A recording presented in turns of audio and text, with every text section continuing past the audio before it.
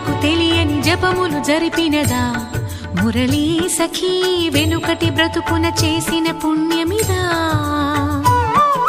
తనువును నిలువున తొలిచిన గాయములే తన జన్మకి తరగని వరముల సిరులని తలచినదా కృష్ణ